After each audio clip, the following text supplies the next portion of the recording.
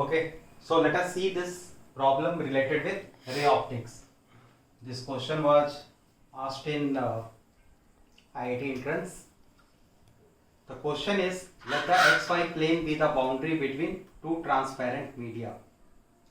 So first we will draw that xy plane.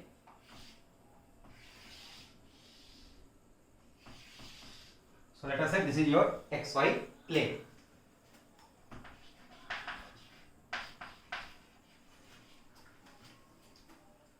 A ray of light in medium 1 is given by a vector. So that vector has been given here. 6 root 3 I cap plus 8 root 3 j cap minus 10 k cap is incident on the plane of separation. Find angle of refraction in medium 2. Also in this question the data has been given about medium 1. So medium 1 in z greater than equal to 0. What is the refractive index? Root 2. Medium 2 z less than 0. Mu is equal to root of 3. So now I can put my z axis something like this. This is your z axis. So the ray of light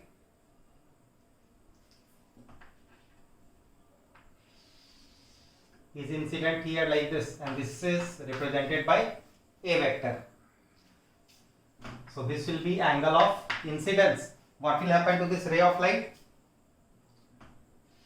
It will get refracted into the second medium. So this medium refractive index is given as root 2. In the second medium, what is the value of refractive index? Root 3. For z less than equal to less than 0, mu is equal to root of 3. For z greater than equal to 0, mu is root 2. So this is your angle of refraction, and that is what they have asked us to find it out. So in order to find angle of refraction, what do we need to do? We have to make use of Snell's law. Now if you want to make use of Snell's law, you must determine the value of this I. How will we do that? In order to do that, we make use of concept of vectors. So what we do is, this z axis can be identified with k cap. We can identify this z axis with k cap. So now we are having two vectors. I am writing it here. If I take this as minus a vector, if this is a vector, opposite to this will be minus a vector, and here you are having k cap, and this angle is given as I. So if you want to find out angle between two vectors, what should you do? You should take the dot product of those two vectors. So exactly that is the same thing which we will be doing. We take the dot product minus a vector dot of k cap. So this can be written as mod of minus a vector k cap cos of I. So we have just taken the dot product of these two vectors. Now what is minus a vector? A vector is given here, 6 root 3 I cap plus 8 root 3 j cap minus 10 k cap.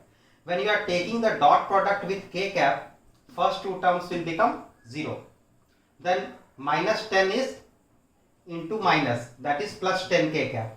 Dot k cap will be equal to 10.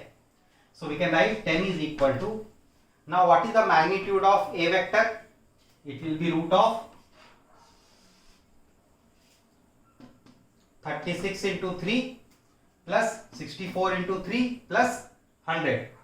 So how much will be that? That will be equal to root of 400. Mod of k is 1 into cos of I. So what is under root of 400? 20. 10 by 20 is half. So cos I is equal to half. So what will be the value of I? I will be equal to 60 degrees. I will be equal to 60 degrees. So now we have been able to determine angle of incidence. So next what should we do? We will make use of Snell's law. So next step, apply Snell's law. So when you apply Snell's law, what can you write? Root 2, first medium at the interface, root 2 into sine of I. Root 2 into sine of I is equal to root 3 into sine of r. Root 3 into sine of r. Now sine of I is 60 degrees. So sine of 60 is root 3 by 2. Root 3 by 2. So here you can write this expression as root 3 by 2. And here you are having root 3 into sine r. So root 3 and root 3 will get cancelled. Here you will get on the left hand side 1 by root 2. Sine r is equal to 1 by root 2. So what is r? R is equal to 45 degrees. R is equal to 45 degrees. So the answer for this question will be 45 degrees. The answer is 45 degrees.